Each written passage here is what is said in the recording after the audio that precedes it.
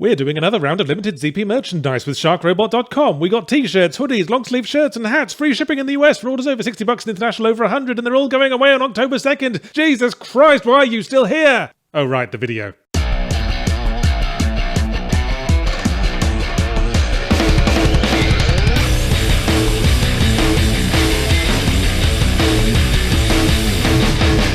It's often the case that truly great horror plays upon primal universal anxieties, often the sort of things our parents warned us about as children, and Blair Witch is a prime example. Now listen here, little Yahtzee, my father used to say to me, before you go out tonight, remember, never ever expect much from any horror franchise that's more than 15 years old and only ever really had one decent film in it. But Daddy, I quite liked Freddy vs. Jason. But son, you mustn't forget that while the crossover was certainly gratifying, it's difficult for modern viewers to get past the dated CG gore effects. Now run along and play, and if those rowdy boys next door dare you to go into the haunted forest again, remember, nobody likes a pussy. So Blair Witch is a new first-person psychological horror game based on the Blair Witch mythos. Oh, piss off, Lionsgate Entertainment. What the fuck is the Blair Witch mythos? It's a spooky forest that kids go missing in. If that's copyrightable now, you'd better get busy suing the Brothers Grimm and literally everyone who's told a campfire story. Blair Witch could easily be an adaptation of any story about a troubled protagonist in a spooky forest, meaning 90% of walking simulators. Speaking of Blair Witch, it's developed by Bloober Team, the lads behind Observer and Layers of Fear, and it's been pretty heartbreaking watching their progress these last few years as they fall off the walking simulator wagon again and again. They knew they had a problem after Layers of Fear, so Observer tried to pace itself by breaking up the long walking simulator binges with the occasional puzzle. Then there was a second Layers of Fear game, so I guess they felt they'd earned a cheat day, but now with Blair Witch it looked like they were really making a go at creating a game that you can't just get through by holding down the W key. There's puzzles and mechanics centered around your doggy friend, and it's even got something one could slightly interpretively call combat. For a while it seemed like Bloober Team were making so much progress, but then I guess the pressure of it all got to them and they ended up calling on one of their enablers and collapsing onto a bare mattress to huff on a great big bag of walking simulator for the last hour or two of the game. Oh, Bloober Team, you've let me down, you've let yourself down. All this walking just isn't healthy. You need to wean yourself off it with some lazy, gratuitous violence. Anyway, in Blair Witch the game, we step into the shoes of original character Do Not Steal, Jonathan J. Generic Man, as he enters the spooky forest of Burkittsville to help look for a missing child. But complications arise because it turns out he's a war veteran with PTSD, and the Blair Witch apparently wants to get some use out of the correspondence course she took with Silent Hill